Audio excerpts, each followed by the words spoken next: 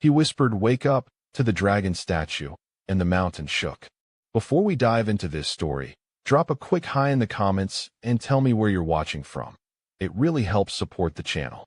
The ancient mountain loomed over the small research outpost, its jagged peak disappearing into the swirling mists.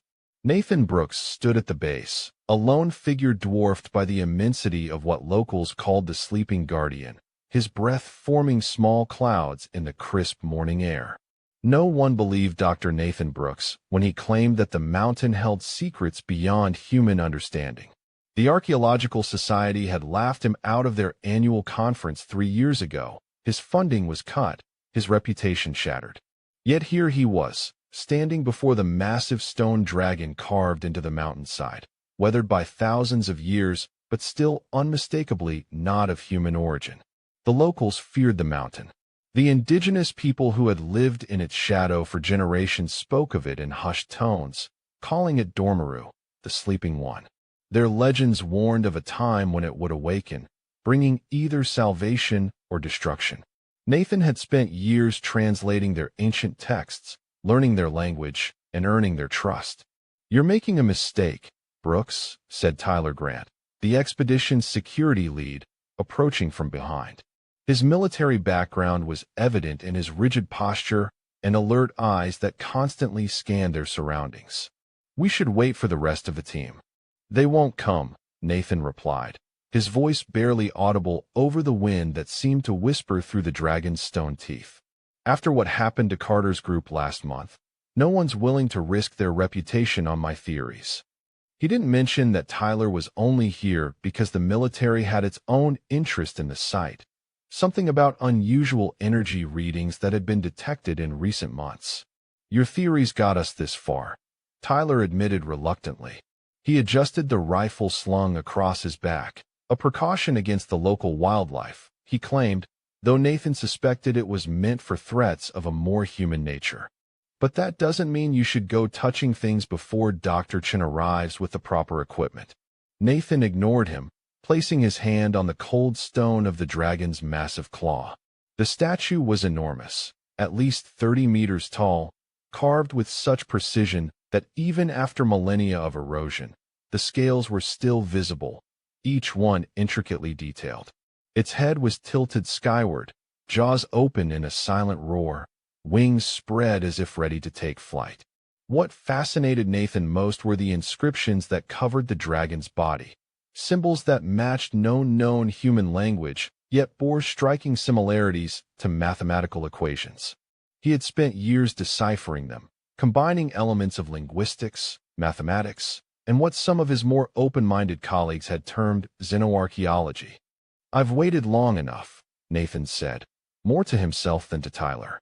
He pulled out his notebook, flipping to the page where he had written the phonetic translation of what he believed was a key phrase in the dragon's language. "Brooks," Tyler warned, taking a step forward. "The military is funding this expedition on the condition that nothing happens without proper oversight. Dr. Chun will be here tomorrow. Emily's a good scientist, but she doesn't understand what we've found here," Nathan replied, tracing the symbols carved into the dragon's foreleg. "This isn't just a statue, Tyler. It's technology beyond anything we've ever seen." The wind picked up, swirling around them with unusual intensity. Nathan could have sworn he heard a distant rumble, like thunder from within the mountain itself. "What kind of technology?" Tyler asked, his professional curiosity momentarily overriding his caution. "I think," Nathan hesitated, knowing how it would sound. "I think it's alive." Tyler's laugh was cut short as the ground beneath them trembled slightly. "Seismic activity in this region is common," he said, though he didn't sound convinced. "It's not an earthquake," Nathan said, excitement building in his voice. "It's responding to us, to our presence." He placed both hands on the stone now, feeling a faint warmth that shouldn't have been possible in the cool mountain air. He leaned closer to the dragon's massive head, where its ear would be if it were a living creature. Something was pulling him forward, a compulsion he couldn't explain. The symbols in his notebook suddenly made perfect sense, as if they had rearranged themselves in his mind. "Brooks, step back right now," Tyler ordered, his hand moving to his weapon. But Nathan couldn't stop himself. He pressed his lips close to the stone and whispered the words he had translated. Vrakanth Selmora. Wake up. For a moment, nothing happened. Tyler relaxed slightly, about to make some remark about failed theories. Then the mountain shook. It wasn't a gentle tremor, but a violent shudder that knocked both men off their feet. A deep rumbling sound echoed through the valley, like the groan of the earth itself. Cracks appeared in the stone dragon, not as if it were breaking apart, but as if something within was breaking free. What did you do? Tyler shouted over the noise, scrambling to his feet and pulling Nathan back. Nathan could only watch in awe as the cracks spread across the dragon's surface, light spilling out from within, not the warm yellow of fire but a cool blue glow that seemed to pulse like a heartbeat. It's waking up, Nathan whispered, a mixture of terror and exhilaration washing over him. A deafening crack split the air as the dragon's stone eye opened, revealing a glowing orb that fixed its gaze directly on Nathan. The stone around it began to shift, scales rippling as if they were made of flesh instead of rock. The massive head turned, stone grinding against stone, and the jaws parted wider. Tyler had his rifle up now, though what good he thought it would do against a mountain, Nathan couldn't imagine. We need to get out of here, Tyler said, grabbing Nathan's arm and pulling him back. Now, but Nathan resisted. No, you don't understand. This is what I've been working toward my entire career. It's trying to communicate. The dragon's mouth opened wider, and a sound emerged, not the roar of a beast, but a series of tones that resonated in Nathan's chest, each one distinct and purposeful. It was a language, he realized. The dragon was speaking, and somehow, impossibly, he understood. First contact protocol initiated. The voice rumbled, not in English, but in concepts that translated themselves in Nathan's mind. Dormancy cycle terminated. Assessing situation. Tyler had stopped pulling at Nathan's arm, his face pale as he stared up at the awakening colossus. Is it talking? Yes, Nathan breathed, stepping forward again despite Tyler's attempt to hold him back. It's some kind of sentinel. A guardian. Guardian of what? Tyler demanded, his voice strained. Before Nathan could answer, the ground shook again as the dragon's massive limbs began to move, stone flowing like liquid, transforming into something that looked more like metal than rock, a shimmering, iridescent material that caught the sunlight and broke it into prismatic patterns. Threat assessment in progress, the dragon's voice rumbled, scanning local life forms. A beam of blue light shot from the dragon's eye, sweeping over Nathan and Tyler. Nathan stood still, arms spread slightly as if in welcome, while Tyler dove for cover behind a boulder. Species identification, human, the dragon continued. Technological development, pre-space. Threat level, minimal. We're not a threat, Nathan called out, hoping the creature could understand him as well as he understood it. We're explorers. Scholars. We came to learn. The dragon's head tilted slightly, regarding him with that glowing eye. Purpose of awakening. Curiosity, Nathan replied honestly. We found your symbols, your language. We wanted to understand. A sound like grinding stone filled the air. It took Nathan a moment to realize the dragon was laughing. Curiosity. A dangerous trait, and a valuable one. Tyler had emerged from behind his cover, rifle lowered but still ready. Brooks, what is this thing? Some kind of alien technology. The dragon's attention shifted to Tyler, noting the weapon in his hands. Defensive posture detected. Reasonable caution. You are the protector of this scholar. Tyler glanced at Nathan, then back to the dragon. I'm responsible for his safety, yes. Then we share a purpose, the dragon said, its massive head lowering until it was level with them, close enough that Nathan could feel the heat emanating from its now metallic form. I am Vrakanth, guardian of the seed. The seed? Nathan asked, his mind racing through possibilities. What seed? The mountain trembled again, but this time it was more controlled, purposeful. The rock face behind the dragon began to part, revealing a massive doorway that hadn't been visible before. Come, Vrakanth said, the stone-turned metal body fully free now, towering above them. The dragon's wings extended, spanning at least 50 meters from tip to tip, blocking out the sun. I will show you. Tyler stepped close to Nathan, speaking quietly but urgently. This is beyond our mission parameters. We need to report this before proceeding. Report to whom? Nathan asked, never taking his eyes off the dragon. The military? Scientists who wouldn't believe me even with evidence? This is a first contact situation, Tyler. We're meeting an intelligent non-human entity. Nothing is more important than this moment. Non-human is putting it mildly, Tyler muttered, but he didn't try to stop Nathan as he approached the doorway that had opened in the mountain. You are the first to awaken me in 7,000 of your years, Vrakenth said, moving with surprising grace for something so massive. The dragon's body seemed to flow rather than walk, the metal-like substance of its form in constant, subtle motion. The ones before you called themselves the Anasazi. They were not ready for what I guarded. Perhaps you will be.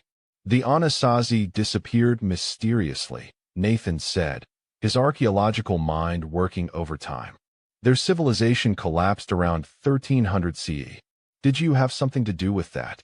They awakened me too soon, Vrakenth replied, leading them through the doorway into a vast chamber carved into the heart of the mountain. They were unprepared for the knowledge I offered. It destroyed them. Tyler gave Nathan a pointed look.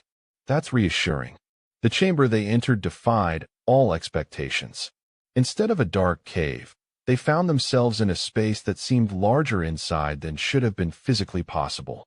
The walls, floor, and ceiling were covered in the same symbols Nathan had studied on the dragon's body, but here they glowed with inner light, shifting and changing as if alive. In the center of the chamber stood a pedestal, and on it, a sphere about the size of a basketball, composed of the same iridescent material as Vrakenth's transformed body. It pulsed with energy, casting rippling waves of light throughout the chamber. The seed, Vrakenth announced, circling the pedestal.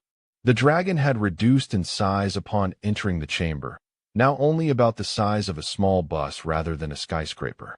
The reason for my vigil. What is it? Nathan asked, approaching the sphere with reverence. It is knowledge. Technology. Power. Vrakenth's voice grew solemn. It is a gift from those who came before. Those you might call the Seeders. Aliens, Tyler said flatly, no longer bothering to hide his disbelief. You're telling us aliens left this here? My creators were not from your world, Vrakenth confirmed. They visited many worlds, leaving guardians and seeds where they found promise. They hoped that in time, the younger races would grow ready to receive their legacy. Nathan could barely contain his excitement. And you think we're ready now? Vrakenth's glowing eyes fixed on him. I do not know. That is what I must determine. The awakening is only the beginning of the test. Test. Tyler's hand drifted back toward his weapon. What kind of test? One of wisdom and restraint, Vrakenth replied. The seed contains knowledge that could elevate your species to the stars in a single generation, or destroy you utterly if misused. Nathan's mind was reeling with implications. This is why you were left here? To judge when humanity was ready for this knowledge. To offer it when the time was right, Vrakenth corrected. And to protect it until then. Protect it from whom? Tyler asked, the tension in his voice indicating he already suspected the answer. From those who would use it unwisely, Vrakenth said, the glow in its eyes intensifying. From those who seek power without understanding. From those who would destroy rather than create. Tyler and Nathan exchanged glances, both recognizing the weight of what was being said. There are many who would want this technology, Tyler admitted. Not all of them with good intentions. So I have observed, Vrakenth said, and there was sadness in its voice. Your world is divided. You fight amongst yourselves even as greater threats loom beyond your knowledge. Greater threats? Nathan asked, alarmed. What do you mean? Before Vrakenth could answer, a sound from outside interrupted them. The distinctive whir of helicopter blades approaching rapidly. That's not Chen's team, Tyler said, moving to the entrance of the chamber. They weren't due until tomorrow, and they would have come by ground transport. Nathan felt a chill of foreboding. Who then? Military, Tyler said grimly. Probably responding to the seismic activity and energy surge when it woke up. He nodded toward Vrakenth. Your people approach, Vrakenth observed. Are they friends or foes? Tyler hesitated before answering. I don't know. My orders were to secure the site and report any findings. But this. He gestured at the chamber, the dragon, the glowing seed. This is beyond anything they were expecting. We need to be careful how we proceed, Nathan said urgently. If the wrong people get control of this technology, it would be the Anasazi all over again, Vrakenth finished. Or worse. The sound of the helicopters grew louder. Through the doorway, they could see 3 black military-style helicopters approaching the mountain. I should go out and meet them, Tyler said, though he didn't sound enthusiastic about the prospect. Try to control the situation. And if they've come to take the seed by force? Nathan asked. Tyler's expression hardened. Then we have a problem. Vrakenth moved to the entrance, growing in size again as it approached the opening. I have defended the seed for 7 millennia. I will not surrender it now, not even to your kind. Wait, Nathan said, stepping between them. Let's not assume the worst. Tyler, go meet them. Find out what they want. Buy us some time. Tyler nodded reluctantly. What are you going to do? Nathan looked at the seed, then at Vrakenth. I'm going to learn as much as I can, as quickly as I can. If this knowledge is as valuable as Vrakenth says, we need to understand it before making any decisions about who gets access to it. Be careful, Brooks, Tyler warned. Some knowledge comes at a price. All knowledge does, Nathan replied. But ignorance costs more. As Tyler left the chamber, Vrakenth turned its glowing gaze on Nathan. Your companion speaks wisely. The seed's knowledge is not without danger. I understand, Nathan said, approaching the pedestal where the seed pulsed with inner light. But I've spent my life searching for answers about humanity's place in the universe. I can't turn back now. Very well, Vrakenth said, shrinking down again to move beside him. Then let us begin. Place your hands on the seed, Nathan Brooks, and prepare yourself. What you are about to experience has broken minds stronger than yours. Nathan hesitated only briefly before placing his palms against the smooth, warm surface of the seed. Immediately, the light within it intensified, and he felt a tingling sensation spreading up his arms. Open your mind, Vrakenth instructed. Do not resist what comes. The tingling became a flood of sensation, and then Nathan was no longer standing in the mountain chamber. He was everywhere and nowhere, his consciousness expanding beyond the limits of his physical form. Images, concepts, and knowledge poured into him. Star maps of unimaginable detail, mathematical equations that made Einstein's work seem like elementary arithmetic, the history of civilizations that had risen and fallen across the galaxy over millions of years. And among it all, a warning. A desperate message left by the Seeders before they vanished from the galaxy. They were coming. The Devourers. And Earth was in their path. When Nathan's awareness returned to his body, he collapsed to his knees, gasping. Vrakenth stood over him, the dragon's expression unreadable. Now you understand, Vrakenth said softly. Now you know why the seed was left here. It's not just technology, Nathan said, his voice shaking. It's a weapon. A defense. It is hope, Vrakenth corrected. The last hope of my creators, entrusted to yours. The sound of boots on stone echoed from the entrance. Tyler had returned, and he wasn't alone. Behind him came 6 soldiers in full tactical gear, weapons raised. Dr. Brooks. A cold voice called from the back of the group. A woman stepped forward, her dark suit out of place among the military uniforms. I'm Director Lauren Bennett of the Strategic Defense Initiative. You've made quite a discovery here. Nathan rose shakily to his feet, positioning himself between the newcomers and the seed. After what he had just experienced, he understood all too well why Vrakenth had remained hidden for so long. Director Bennett, he acknowledged. This site is under academic jurisdiction. My research grant has been superseded by matters of national security. She cut him off smoothly. Her eyes moved past him to Vrakenth, widening slightly, but otherwise showing remarkable composure for someone facing a metallic dragon. Especially now that we've confirmed the existence of extraterrestrial technology. Tyler moved to stand beside Nathan, his expression grim. "Ma'am, with all due respect, we don't fully understand what we're dealing with here. That's why we've brought specialists," Bennett replied, gesturing behind her.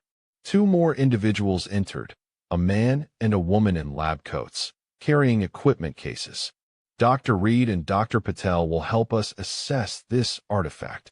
The seed is not yours to take," Vrakanth said, its voice reverberating through the chamber. The soldiers raised their weapons higher, startled by the dragon's speech. "Fascinating," Bennett said, recovering quickly. "It communicates. Tell me, Dr. Brooks, have you established its purpose? Is it some form of AI?" "Vrakanth is a guardian," Nathan said carefully. "Left here to protect knowledge meant for all of humanity, not just one nation." Bennett's smile didn't reach her eyes. "Noble sentiment.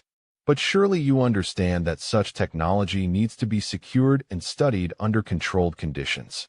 "You mean weaponized?" Nathan countered. "I mean protected," Bennett corrected smoothly. "From those who would use it against us.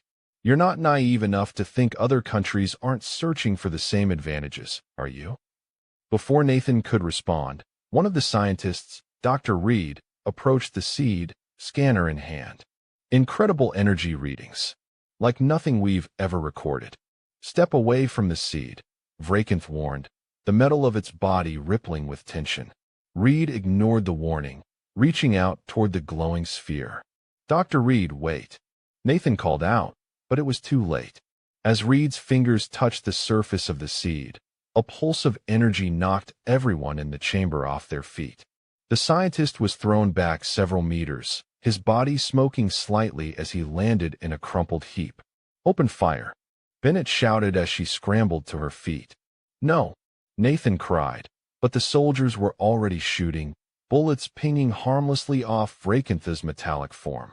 The dragon reared up, growing larger again, its wings spreading to fill the chamber.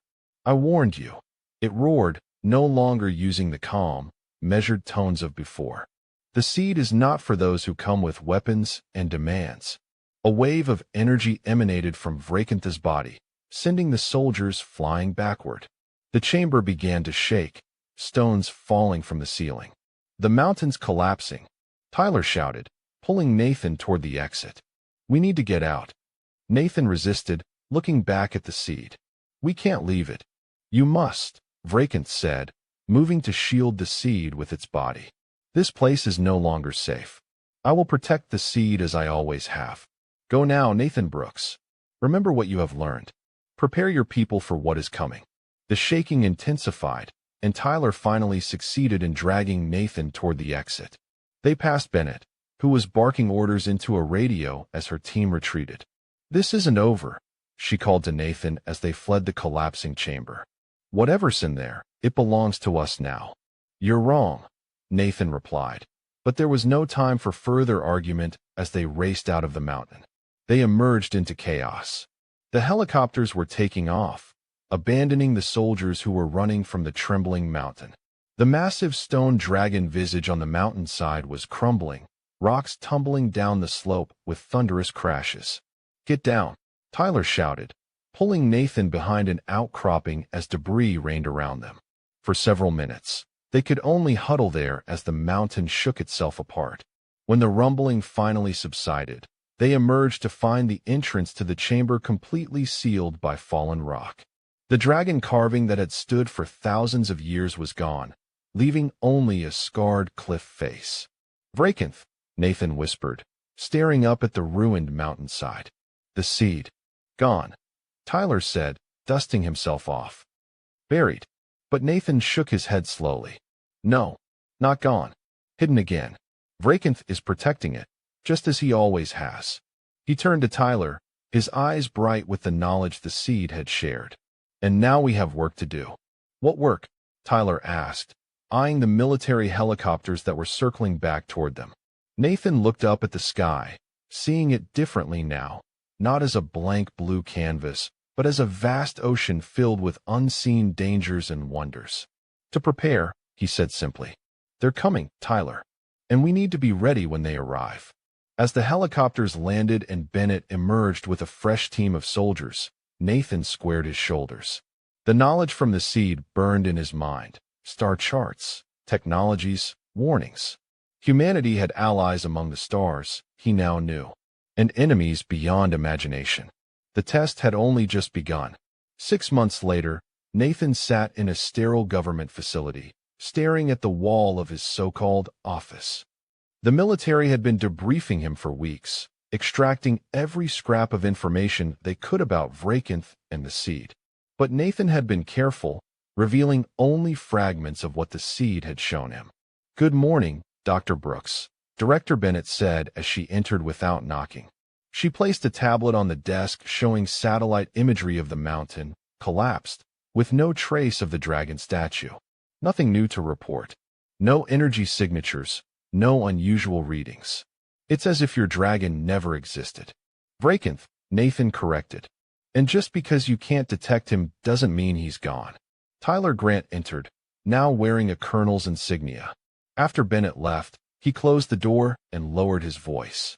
"How much longer are you going to play this game, Nathan?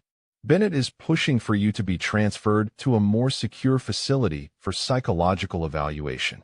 "A polite term for disappearing me," Nathan said with a humorless laugh.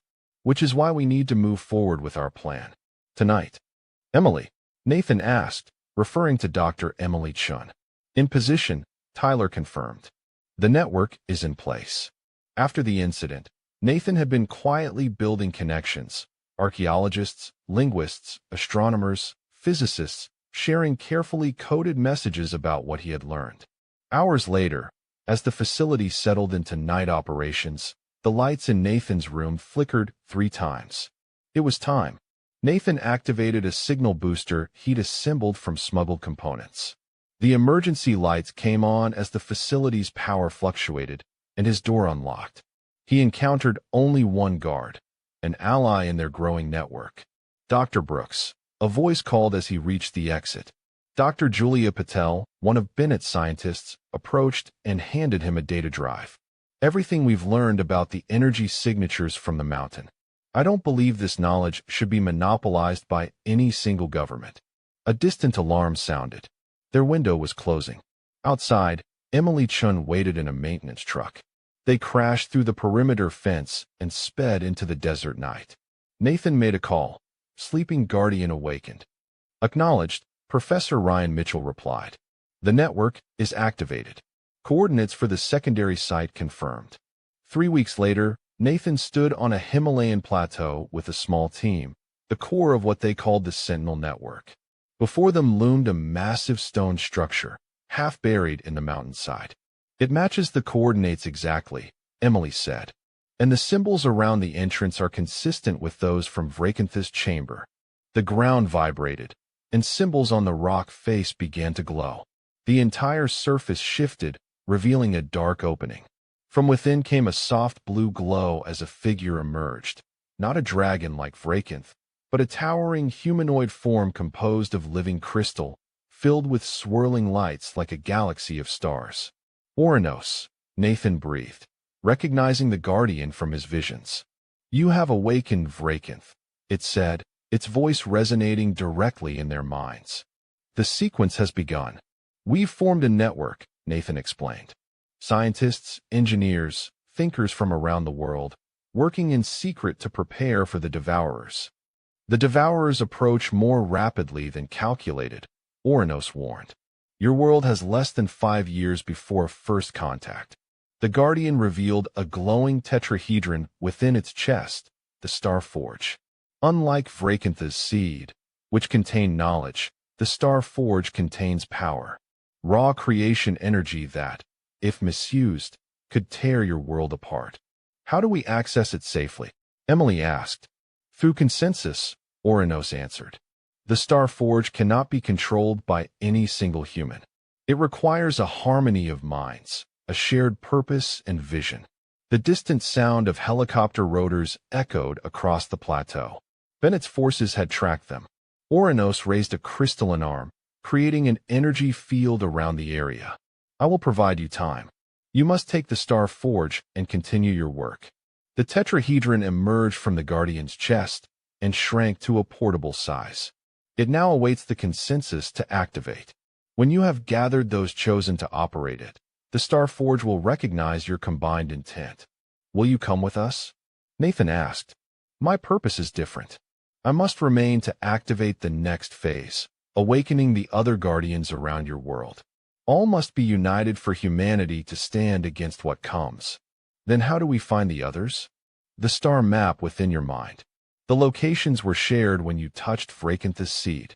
Nathan closed his eyes, calling forth the image, a map of Earth with 12 points of light. 10 more sites. 10 more Guardians. 10 more pieces of the defense system. Oranos corrected. Go now. The Devourers have detected the awakening of the Guardians. They will accelerate their approach. 6 months later, in a converted warehouse in Bangkok, the Sentinel network gathered around a circular table. The Star Forge floated above the center, pulsing with increased frequency. Status report, Nathan said. Guardian Site 7 secured, Emily reported. The Sentinel of the Deep has provided the aquatic propulsion systems we needed. Power generation blueprints from the Australian site have been implemented, Professor Mitchell added. The prototype reactor is already producing 300% more energy than our most advanced nuclear facilities. We're running out of time, Nathan said, checking the countdown display. 3 years, 2 months until projected first contact. The assembled scientists formed a circle around the table. 24 individuals, 2 chosen operators for each of the 12 Guardian sites, though 4 sites remain to be discovered. Focus on the defense system, Nathan instructed. Protection. Survival. A future for humanity among the stars. The Star Forge began to spin, its light changing from blue to gold. Holographic diagrams appeared, complex schematics for technologies beyond human development. Knowledge flowed between them, concepts clarifying as their combined consciousness interfaced with the ancient technology. Then Nathan saw it, the missing piece. Antarctica, he said aloud. The nexus point is in Antarctica. Alarms blared throughout the facility. Multiple aircraft approaching, Blake reported, and ground forces surrounding the perimeter. It's a coordinated strike, Chinese, Thai, and American forces. Emily, you and Professor Mitchell take the Star Forge, Nathan decided. Blake will get you out, along with Dr. Patel. Head for Antarctica as soon as possible. What about you? Emily asked. I'll stay and buy you time. Bennett wants me more than anyone else. The inner doors burst open, and soldiers poured in. Director Bennett entered with representatives from other world governments. Dr. Brooks, Bennett called. You've led us on quite a chase. Director, Nathan acknowledged calmly. I see you've made new friends. When we realized what you were doing, assembling alien technology all around the world, it became clear this was a threat that transcended national interests. Not a threat, Nathan corrected. A defense. Bennett approached him. Where are the artifacts? Where's the dragon? Gone. Move to the next site. Dr. Brooks, a Chinese official, said. Technology this powerful cannot be controlled by a small group of civilians. It must be managed by established authorities. That's exactly what the Guardians are preventing, Nathan replied. The technology responds only to consensus, cooperation between chosen individuals working toward a single purpose. Then tell us how to become part of this consensus, Bennett demanded. I can't. The system chooses its operators, not the other way around. As soldiers moved to apprehend him, Nathan felt a familiar vibration through the floor. The building began to shake, cracks appearing in the walls. Evacuate, Bennett shouted, but as her forces retreated, a massive metallic form descended through the collapsing roof. Tarn'eth, wings spread wide. The first receiver is under my protection, the dragon announced, as are all who serve the defense of this world. The others? Nathan asked quietly. Safe. The Star Forge is en route to the nexus point as planned. Bennett made one last appeal. Brooks, be reasonable. We have resources that your network can't match. We do need to face this together, all of humanity united, Nathan replied. But not under military control. The defense system requires true consensus, equal participation without hierarchy. That's not how the world works, Bennett objected. Then the world must change, Vrakanth interjected, or it will not survive what comes. 2 years later, on the frozen wastes of Antarctica, the defense network neared completion. What had begun as a small outpost had grown into a vast complex buried beneath the ice, invisible to satellites, but humming with activity. In the central chamber, the Star Forge floated above a circular platform, now expanded to its full size, a brilliant tetrahedron the size of a small house, pulsing with golden energy. Around it, 11 smaller artifacts arranged in a perfect circle, the gifts from each guardian, each controlled by its chosen operators. Nathan stood with Emily, Professor Mitchell, and Blake, surveying their work with pride and apprehension. Tyler Grant had joined them 6 months earlier, finally convinced that the military approach would never succeed. Final systems check complete, Emily reported. The network is at 98% capacity. And the early warning system? Nathan asked. Blake gestured to a holographic display showing the solar system. Operational. We'll have approximately 72 hours notice when the Devourers enter our system. It may be enough, Vrakanth said, moving to join them. The dragon had reduced its size to fit within the chamber, but was no less impressive. If the consensus holds. Over the past year, a remarkable transformation had occurred. As evidence of the approaching threat mounted, unexplained astronomical phenomena, communication disruptions, anomalous readings from deep space probes, governments worldwide had finally begun to accept the reality of what was coming. Director Bennett had been the first to change course, using her influence to bring other military and intelligence agencies to the table. Now she stood on the opposite side of the chamber, coordinating with an international team of officials who had been permitted to observe but not interfere with the operator's work. They're accelerating, Tyler announced suddenly, monitoring the deep space feeds. New estimate puts them in our system in 36 hours. A tense silence fell over the chamber. They were ready, but barely. Initiate full network activation, Nathan decided. All operators to your stations. The 24 chosen individuals moved to their positions around the Star Forge, joined by 24 more who had been identified as the network expanded. Together, they represented every continent, dozens of countries, various disciplines and backgrounds, united by a single purpose. Director Bennett, Nathan called across the chamber. It's time for your people to implement the Global Alert Protocol. Bennett nodded and spoke into her communications device, giving orders that would cascade through military and civilian channels worldwide. Humanity was about to face its greatest challenge, and everyone needed to be prepared. As the operators placed their hands on the control interfaces, the Star Forge's glow intensified, and the 11 Guardian artifacts responded in kind. Energy began to flow between them, forming a complex web of light that extended beyond the chamber, beyond the Antarctic base, connecting to hidden nodes around the planet. Consensus established, Vrakanth announced. Defense network activating.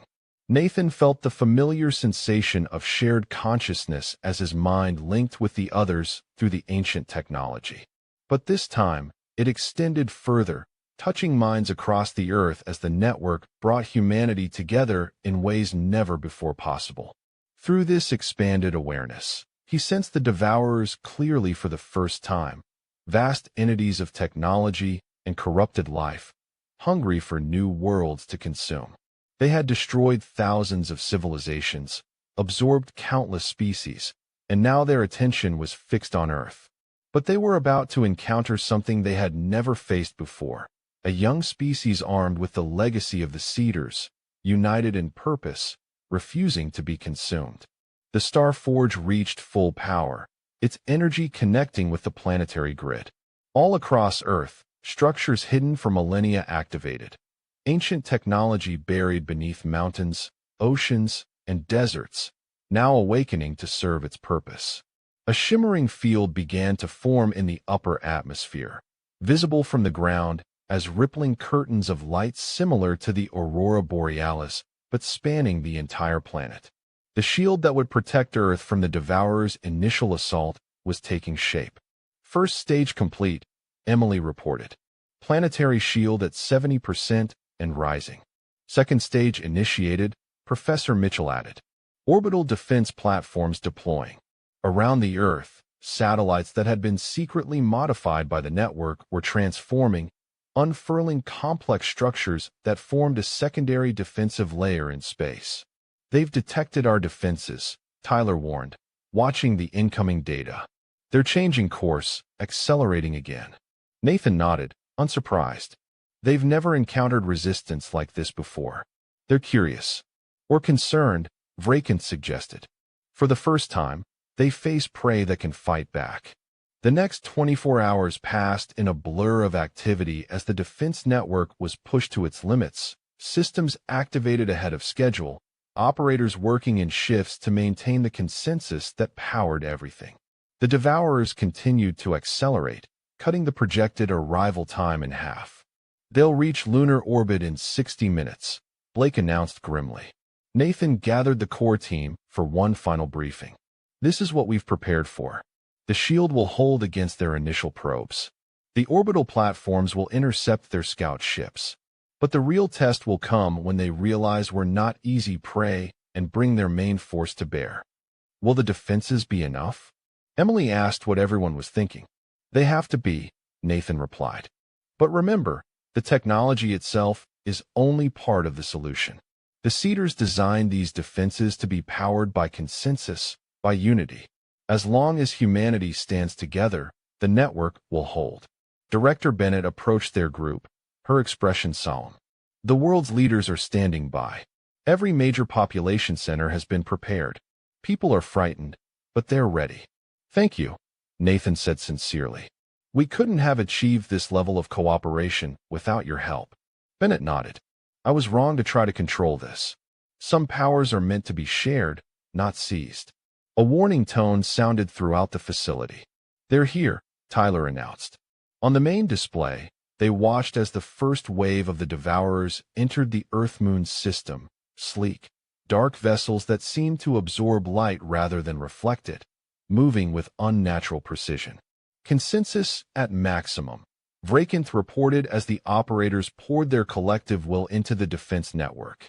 The planetary shield flared as the first probes attempted to penetrate it, holding firm against energies that could have cracked the planet's crust. The orbital platforms activated, firing concentrated beams of Cedar technology that cut through the smaller enemy vessels. For several hours, the battle raged in space, visible from Earth as flashes of light and energy beyond the shield. The Devourers tested the defenses systematically, probing for weaknesses, adapting their approach as they encountered resistance unlike any they had faced before. Then, unexpectedly, they pulled back. They're retreating to the outer system, Blake reported, confusion evident in his voice. Not retreating, Nathan corrected, understanding through the consensus link. Regrouping. Communicating. They've never encountered this situation before, a young species with Cedar technology properly implemented. What does that mean for us? Bennett asked. Vrakenth moved forward, eyes glowing intensely. It means we have achieved what my creators hoped for. The Devourers now face a choice: expend enormous resources to overcome our defenses, or seek easier prey elsewhere in the galaxy. And if they choose to continue the attack?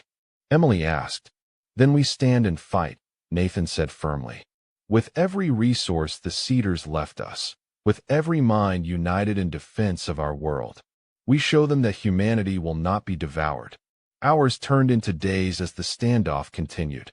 The Devourers maintained their position near Jupiter, occasionally sending small probes to test Earth's defenses, but mounting no major assault. Through the consensus link, Nathan and the other operators could sense their confusion, their reassessment. Finally, after a week of tense waiting, the enemy fleet began to move, not toward Earth, but away, accelerating toward the outer reaches of the solar system. They're leaving, Blake confirmed, checking and rechecking the data to be certain. A cheer erupted throughout the facility, spreading across the global network as the news traveled. Humanity had faced extinction and survived. "We did it," Emily said, tears of relief streaming down her face. "For now," Nathan cautioned. "They'll be back, or others like them will come. The galaxy is filled with dangers the Cedars tried to protect us from. And we'll be ready," Tyler assured him. "The defense network is established. The Guardians are awakened. Humanity is united as never before." Vrakanth approached Nathan, shrinking to a more human scale. "You have fulfilled your role as first receiver, Nathan Brooks. The test my creators set for humanity has been passed. What happens now?" Nathan asked. "Now," the dragon replied, "you take your rightful place among the stars. The Cedars did not leave their technology merely for defense. Once you were safe from the Devourers, they intended you to join the greater community of sentient beings." The Starforge pulsed, and new schematics appeared in the holographic display. Ships designed for exploration, not war. Communication systems to reach across interstellar distances. Technology to heal Earth's environmental wounds. "A gift," Vrakanth explained, "for proving yourselves worthy successors to my creators." As the operators gathered around the new designs, Nathan felt a profound sense of completion. What had begun with a whispered phrase to a dragon statue had culminated in humanity's first steps toward becoming a true spacefaring civilization. The mountain had shaken, the world had changed, and the stars were now within reach. And that was the end of the story. If you listened all the way to here, don't forget to leave feedback about what you thought of the story in the comments, whether positive or negative. Your feedback helps us improve. Also leave your like and subscribe to the channel for more stories like this one. And I'll leave here on the screen another video that I'm sure you'll like. Big hug, and see you in the next story.